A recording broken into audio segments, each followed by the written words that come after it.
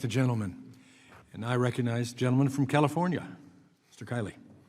Thank you, Mr. Chair. Secretary Chavez-DeRemer, good afternoon. Nice to see you, Congressman. Good to see you as well. Congratulations on your confirmation by the Senate. The last administration seemed to think that Senate confirmation was optional, so it's great to have a legitimate Senate-confirmed Secretary of Labor, and the fact that the last nominee for your role got bipartisan opposition, whereas you got overwhelming bipartisan support, I think is very telling. It shows that we have a Secretary of Labor who is on the side of American workers.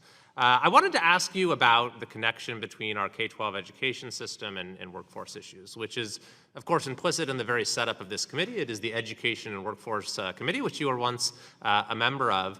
But in many ways, at the level of policy, these two things have been disconnected for a long time. You know, we've kind of got into this mentality that the purpose of our K-12 education system is to prepare students for college and that everyone should go to college. And we're starting to see a little bit of a swing of the pendulum back towards supporting things like career education. And I had the chance to speak with a group that assembled in my district earlier this week for a workforce summit at our local community college. And they had folks who are leaders in higher education and K-12 education and major employers from the area thinking about how can we work together to prepare folks for the workforce of the future. So, I shared some of my thoughts about what we could do at the level of federal policy, but wanted to give you a chance if you were able to speak with them about what your thoughts might be. And indeed, I hope you could at some point, actually, on your tour across the country, stop by my district. But what are your thoughts about what we'd like to see in our K-12 education system from a workforce perspective?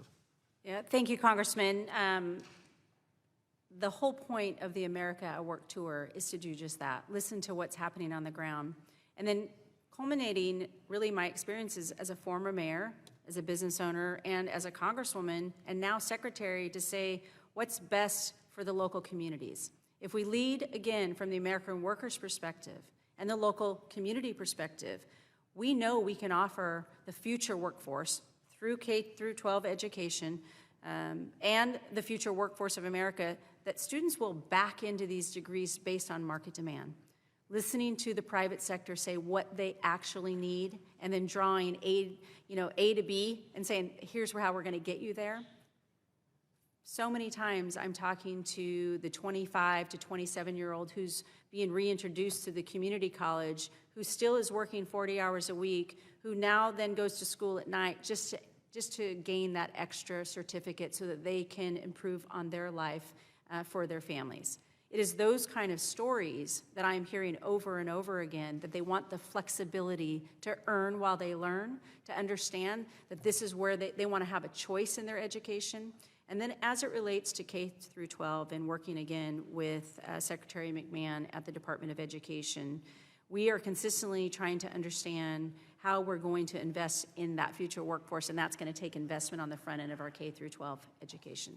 So I'm looking forward to working with her as we move through this process, and then working with our respective state partners to understand what does California need specifically that's different than Oregon, that's different than Indiana, that's different than Michigan, different than Utah.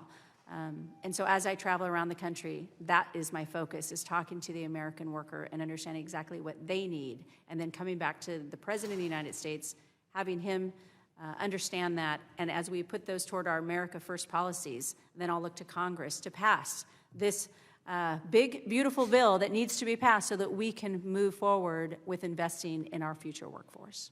I think it's a tremendous approach and a great vision for the future of education and the workforce. Thank you for your leadership. I yield back. Thank you, Congressman. I thank the gentleman, and before I go to recognize the gentlelady from Arizona, I recognize the gentlelady from Connecticut, Ms. Hayes, for a request. Thank you, Ms. Chair. I just asked unanimous consent to enter the articles I referenced earlier so that the Secretary can have them. A New York Times article, Trump taps Palantir to compile data on Americans, and a Newsweek article, quote, Trump flipped on us, MAGA reacts to potential national citizens database, end quote. I want to enter them both into the record. So without objection, read them. so ordered. Thank you.